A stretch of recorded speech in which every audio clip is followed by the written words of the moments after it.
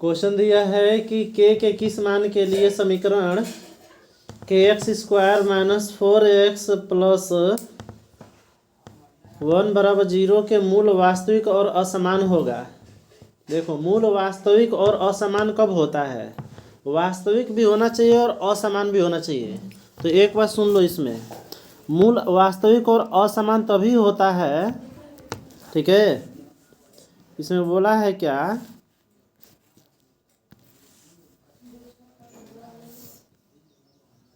कह रहा है मूल जो है वास्तविक और असमान, मूल वास्तविक और असमान बोला है, ठीक है। तो जब वास्तविक और असमान जब बोल रहा है तो इसका ये कब होता है? तो देखो, मूल वास्तविक और असमान तभी होता है जब d बराबर क्या होगा, d का जो मान होगा वो क्या होगा, 0 से क्या होगा, बड़ा होगा। क्या लिख रहे हैं उल्टा, यानी जो d का मान होगा 0 से क्या होगा, बड़ा होगा। जब d का मान 0 से बड़ा हो जाएगा तो कहा जाता है कि क्या है, वास्तविक भी है और असमान भी है, ठीक है। वास्तविक और समान कब कहा जाता है? जब d का मान 0 आता है। और इस पे d पर हम इसको बैठा कर देखते हैं क्या आता है। d वाले फार्मूला को बैठाते हैं, विविक्तर वाला जो फार्मूला है उस पर बैठा कर हम देख रहे हैं कि इसका मान क्या आ रहा है, ठीक है। तो देखो होता क्या है,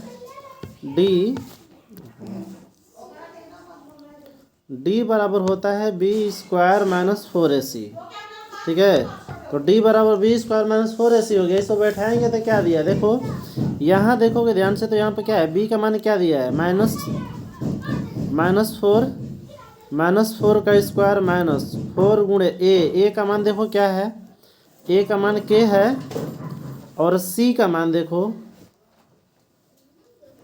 c का मान क्या है, 1 है। जब इसको हल करेंगे तो क्या होगा, 4 का स्क्वायर कितना हो जाएगा, 16 माइनस 4 में k का गुणा करेंगे तो कितना आएगा, 4k।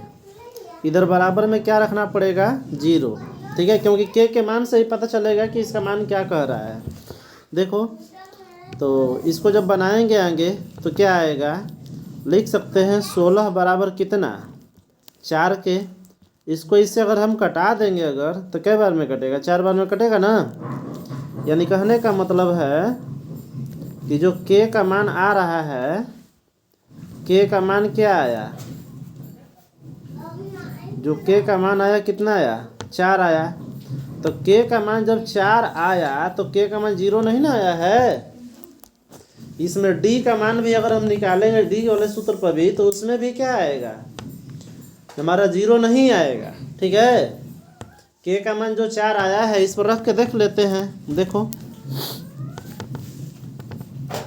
क्या होता है, d बराबर बी स्क्वायर माइनस 4ac, यही ना होता है। अब देखो बी स्क्वायर क्या दिया है, b देखो क्या है, बी स्क्वायर माइनस 4ac पर रखेंगे तो जहाँ बी स्क्वायर तो बी का मान क्या है, माइनस फोर का स्क्वायर। देखो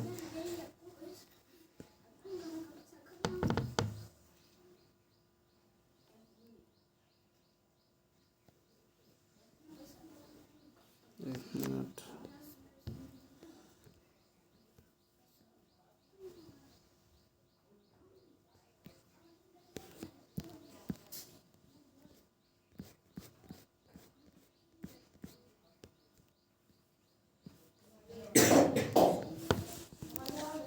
देखो यानी कहने का मतलब है जब इस फार्मूला पर हम इसको बैठाएंगे तो d का मान जो होगा वो क्या होगा, 0 के मतलब बराबर नहीं होना चाहिए। अगर d का मान जब 0 आएगा, सुनो, जब d का मान जब 0 आएगा तो इसको क्या कहा जाता है, मूल क्या है, वास्तविक।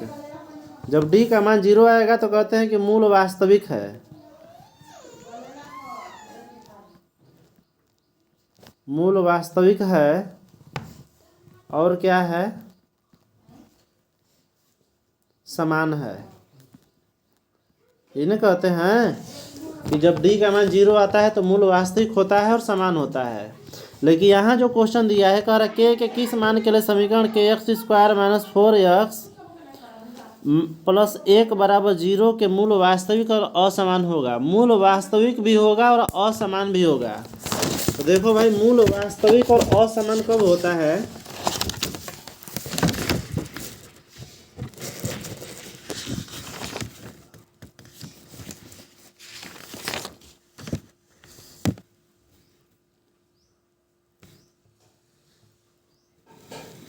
तो के का मान क्या होना चाहिए? बड़ा होना चाहिए। के का मान बड़ा होगा तब होगा। तो इसमें तुम्हारा ऑप्शन क्या हो जाएगा? ये जो बी नंबर क्वेश्चन है ऑप्शन, यही तुम्हारा सही होगा। यानी के का मान क्या होना चाहिए? 4 से बड़ा होगा तब ना। अब कहोगे कैसे? देख लो कैसे, पूछोगे ना कैसे भाई, कैसे हो रहा है देखो।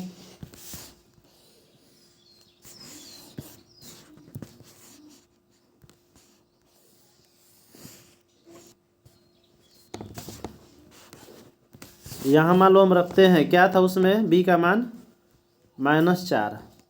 -4 का स्क्वायर -4 गुणे ए का मान कितना था? के दिया था ना। अगर ए का मान यहाँ पर अगर हम क्या रख दे, अगर ए का मान अगर क्या रख देते हैं, अगर मान लो 4 रख देते हैं, ठीक है। ए का मान सोचो, अगर हम 4 रख देते हैं और सी का तो मान लो 1 दिया था, ठीक। तो इसका मान क्या आ जाएगा? देखो 4 चौके कितना? 16, और ये भी कितना हो गया? 16। अब बताओ कि ये मूल वास्तविक तो है, 0 आया तो क्या हुआ? वास्तविक है, लेकिन समान है कि असमान है? समान ना हो गया। इसको 0 नहीं आना चाहिए। असमान होने के लिए क्या होना चाहिए? 0 कभी नहीं आना चाहिए, 0 से बड़ा होना चाहिए, ठीक है। 3 कंडीशन होता है इसमें। देखो, एक होता है, क्या होता है? पहला चीज होता है कि मूल, इस चीज़ को जान लो, बार बार ये आएगा, बार बार परेशान करेगा, ठीक है। पहला चीज होता क्या है कि मूल वास्तविक,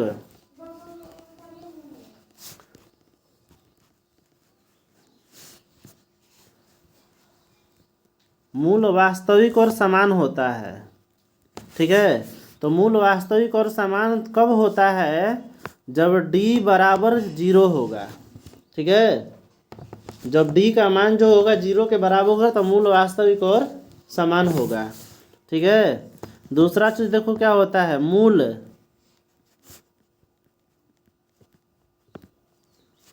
वास्तविक और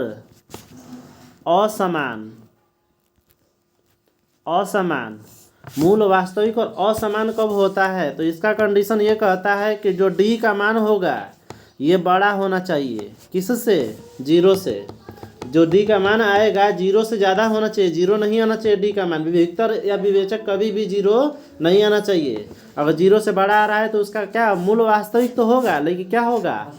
असमान होगा, ठीक है। तीसरा कंडीशन देख लो क्या होता है। तीसरा चीज इसमें होता है मूल काल्पनिक। मूल जो होता है काल्पनिक होगा। काल्पनिक कब होगा? तो जब d का मान तुम्हारा जब होगा माइनस में। यानी ये कह सकते हैं, माइनस में कहने का मतलब जैसे -4 हो गया, -3, -2, माइनस में जितना ही जाएगा क्या होगा? ये काल्पनिक होगा, मूल काल्पनिक बोलेंगे, ठीक है। या ये कह सकते हैं कि d का मान जो होगा, ठीक है, d का मान कह सकते हैं कि जो 0 से भी क्या हो? कम होगा ना। 0 से कम होगा तभी तो माइनस में होगा। तभी इसको हम क्या कहते हैं कि मूल जो है काल्पनिक है। ये बात समझ में आ गया होगा लगभग। अब देखो, तो इसमें तुम्हारा कौन सा ऑप्शन हो जाएगा? बी। समझा गया? चलो देखते हैं अगला क्वेश्चन। अब देखो क्वेश्चन नंबर 15 जो दिया है, कर यदि समीकरण bx स्क्वायर, देखो दिया ना कि bx square minus ax plus C बराबर 0 का मूल समान हो तो c का मान पूछ रहा है।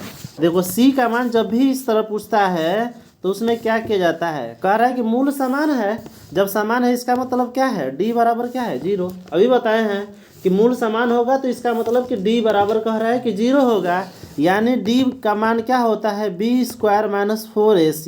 देखो बी स्क्वायर माइनस 4ac इसके बराबर 0 रखना पड़ेगा। अब देखो b के जगह पर इसमें क्या दिया है, b के जगह क्या दिया है, a दिया है। तो हम यहाँ पर क्या लिखेंगे, माइनस a दिया है तो माइनस a का स्क्वायर लिखेंगे और माइनस फिर क्या दिया है, a के जगह क्या दिया है b और गुणे c के जगह क्या दिया है, c दिया है। तो क्या हो जाएगा, a का स्क्वायर हो जाएगा a स्क्वायर और माइनस 4bc बराबर में क्या 0 होगा। अब बताओ किसका मान पूछ रहा है, c का मान पूछ रहा है। तो पहले एक साइड ले जाते हैं इसको, तो हो जाएगा a स्क्वायर माइनस बराबर 4bc। अब जिसका भी मान पूछेगा, c का मान पूछ रहा है ना, तो बाकी को इधर ले आते हैं। तो इस चीज़ को हम इस तरीका से भी लिख सकते हैं। देखो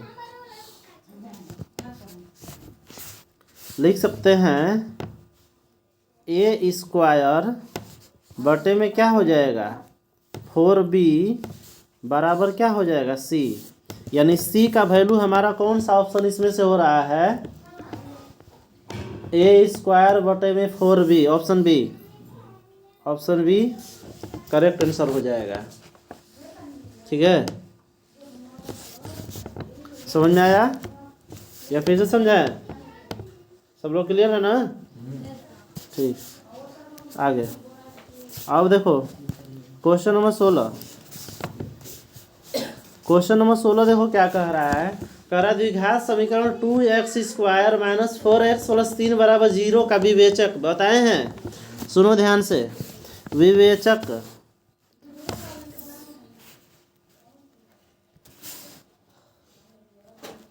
अगर विवेचक कहे या विविक्तर, देखो दोनों चीज देता है बोर्ड के परीक्षा में, विवेचक कहेगा या विविक्तर कहेगा, दोनों का अगर में से कोई अगर कहता है तो ये समझना है कि कैपिटल डी। ठीक है, कैपिटल डी का मान पूछ रहा है, डी का मान क्या होगा, स्मॉल डी मत लिख देना, स्मॉल डी कहोगे तो वो चला जाएगा एपी में सार्वंतर 5वां चैप्टर में। ठीक है, यानी कैपिटल डी का मान पूछ रहा है तो d बराबर होता है बी स्क्वायर माइनस 4ac। इसी सूत्र पर बस बैठा देना है, आंसर आ जाएगा तुम्हारा। देखो क्या है, b का मान क्या दिया है -4, तो -4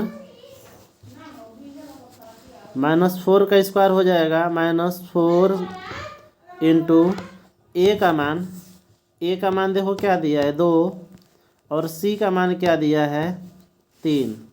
यानी क्या हो जाएगा, -4 का स्क्वायर कितना हो जाएगा 16 माइनस 4 दूना के 8, 8 तिली के 24। तुम्हारा आंसर किस में आया, माइनस में आएगा ना, इसलिए इसमें से घटाएंगे तो क्या होगा, 24 में से 16 घटाएंगे तो कितना हो जाएगा माइनस में 8। यानी तुम्हारा ऑप्शन नंबर क्या हो गया, सी राइट आंसर हो जाएगा। अगले क्वेश्चन पर चला जाए, कोई दिक्कत है नहीं, बाद में। चलो देखते हैं क्वेश्चन नंबर 17 क्या कह रहा है। यदि अल्फा और बीटा द्विघात समीकरण दिया है कि अल्फा और बीटा द्विघात समीकरण x square plus x minus 2 बराबर 0 के मूल हो तो 1 बटे अल्फा प्लस 1 बटे बीटा का मान ज्ञात कीजिए। ऐसा क्वेश्चन देखो बता चुके हैं, बताया जा चुका है कि जब भी 1 बटे अल्फा प्लस 1 बटे बीटा का मान देगा तो इसमें ज़्यादा कुछ नहीं याद करना है, एकदम शॉर्टकट में दिमाग में रख लो, -b/c पर बैठा दो, आ जाएगा, उतना ही आएगा। इसको सॉल्व करोगे, जो ये तुम्हारा दिया हुआ है, अगर इस चीज़ को अगर हम सॉल्व भी करेंगे तो उतना ही आएगा। ठीक है, तो सॉल्व क्यों करेंगे, -b/c ही आएगा। तो डायरेक्ट हम 20/c पर बैठाएंगे तो देखो क्या हमारा आंसर क्या आ रहा है, b का मान देखो क्या आ रहा है, b का मान क्या है, कुछ नहीं है यहाँ पर। अगर यहाँ पर कुछ नहीं है तो ये क्या समझना है कि यहाँ पर 1 छुपा हुआ है, यानी कि माइनस और ऊपर क्या छुपा है, 1 छुपा है और बटे में c का जगह क्या दिया है 2। तो ये सॉरी -2 है ना, तो यहाँ पर क्या लिखेंगे -2, माइनस से माइनस कट जाएगा, यानी कि इसका मान क्या हो जाएगा 1/2। कौन सा ऑप्शन है? Option A. ऑप्शन ए इसका सही आंसर है। ठीक है, समझ में आया? अगला क्वेश्चन देखो, अगला क्वेश्चन देखो क्या कह रहा है। कह रहा है कि द्विघात समीकरण a² - 15x + 50 का विविक्तर। देखो फिर से वही बात बोला है, फिर से वही मान निकालना है, यानी d का मान निकालना है। निकाल लोगे सब लोग? छोड़ देना। विविक्तर अभी बताए, विविक्तर या विवेचक एक ही चीज होता है। ठीक है, अगला क्वेश्चन देखो क्या कह रहा है। अगला क्वेश्चन देखो दिया है, किसी द्विघात समीकरण के विवेचक का मान 0 के बराबर हो तो दोनों मूल क्या होंगे? बताओ, 0 के बराबर होगा तो क्या होगा? अभी बताए हैं कि जब 0 के बराबर होगा तो होगा वास्तविक और समान। ठीक है, जब 0 से छोटा होगा तो क्या होगा? काल्पनिक हो जाएगा, अवास्तविक। ठीक है, इसको अवास्तविक कहते हैं, काल्पनिक को अवास्तविक कह सकते हैं। ठीक है, अब देखो, और जब 0 से जब बड़ा होता है तो क्या कहते हैं? वास्तविक होगा लेकिन असमान। ठीक है, अगला क्वेश्चन पर चलते हैं। देखो क्वेश्चन नंबर 20। क्वेश्चन नंबर 20 क्या दे रहा है? यदि द्विघात समीकरण x² - px + 4 = 0 के मूल बराबर हो तो p का मान क्या होगा? देखो, मूल बराबर जब भी अगर कहता है, जब भी अगर दे कि मूल बराबर हो तो सीधे दिमाग में आना चाहिए कि d का मान क्या होना चाहिए? 0। अब इस पर रख देते हैं। देखो, b² - 4ac = 0। देखो b के जगह पर क्या दिया है? इसमें p दिया है ना माइनस में, तो -p इसका स्क्वायर -4 गुणे a का मान क्या है? कुछ नहीं है तो क्या है? 1 है। और c के जगह क्या दिया है? 4 दिया है, बराबर में 0। अब देखो, माइनस का स्क्वायर करेंगे क्या होगा? प्लस होगा। p का स्क्वायर कितना हो जाएगा? p², ये माइनस 4 चौके कितना? 16, बराबर में 0। देखो, अब देखो, जब p² बराबर लेंगे तो क्या होगा? बराबर में क्या हो जाएगा? प्लस में होगा ना, तो p का मान तो अंडर रूट कितना? 16। और रूट में से बताए थे कि जब भी अगर मान निकालते हैं तो प्लस और माइनस दोनों साथ में निकलता है, इसलिए प्लस माइनस कितना हो जाएगा? 4। कौन सा ऑप्शन है? बी। ऑप्शन बी इसका करेक्ट आंसर है। समझ में आ गया? किसी को पूछना है? कोई डाउट है? चलो आगे बढ़ते हैं। देखो क्वेश्चन नंबर 21 देखते हैं। क्वेश्चन नंबर 21 कह रहा है, के किस मान के लिए द्विघात समीकरण 9x² + 3kx + 4 = 0 के मूल समान है। देखो, मूल समान का बात कह दिया, फिर से वही बात आ गया कि d का मान क्या होगा? 0। 0 के बराबर है। क्वेश्चन दिखाई दे रहा है, यहाँ पर क्वेश्चन लिख देते हैं। दिया है 9x² + 3kx + 4 = 0। ठीक है, यही क्वेश्चन है। उसमें कुछ धुंधला टाइप का दिखाई दे रहा है, बन जाएगा ना? बस d बराबर फॉर्मूला पर रख दोगे, जो आएगा मान वही समझो कि k का मान हो जाएगा। बराबर में जैसे ही ले जाएंगे, साइड चेंज करेंगे, तुरंत k का मान आ जाएगा। अगला क्वेश्चन पर चला जाए। चलो देखो, क्वेश्चन नंबर 22 देखो दिया है, द्विघात समीकरण y² + 3y - 18 के मूल क्या होंगे? देखो, इसका मूल निकालना है। ठीक है, तो यहाँ पर देखो, हम क्या चीज़ ऐसा चीज़ रखेंगे कि हमारा जो मूल आ जाना चाहिए। कितना आना चाहिए? क्या आएगा इसमें? -6,3 आएगा। कैसे आएगा देख लो। एक जो है शॉर्टकट तरीका समझ लो। देखो, y² - 3y, ये माइनस में 18 दिया है ना, तब बराबर में इसको 18 रख देते हैं। ठीक है, जब बराबर में रखेंगे तब ऑप्शन के आधार पर चलते हैं, देखते हैं क्या चीज़ हम रखेंगे कि हमारा मान कितना आना चाहिए? 18। क्या चीज़ हम रखेंगे तो हमारा मान 18 आएगा? देखो, y का मान क्या रखेंगे, तो नहीं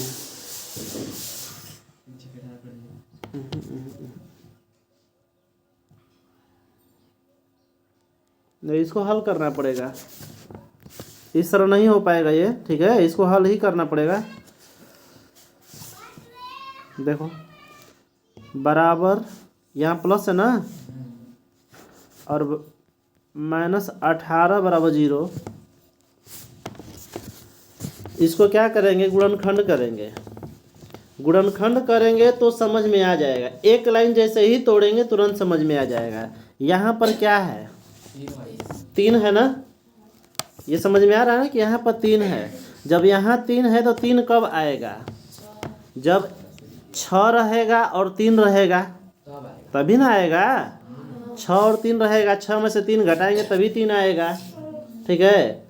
अब बात ये आएगा कि भाई 3 ये यहाँ पर क्या है, प्लस में है, ठीक है। ध्यान से एकदम समझना, इस बात को अगर समझ जाओगे तो गुणनखंड पूरा बनाने की जरूरत नहीं पड़ेगा, बस खाली एक लाइन बस इसको तोड़ोगे और डायरेक्ट आंसर मारोगे बेझिझक एकदम। देखो तो कहने का मतलब है कि प्लस वाला बड़ा रखेंगे तब तो यहाँ पर प्लस दे रहा है तो आएगा ना, और माइनस वाला क्या होगा, छोटा।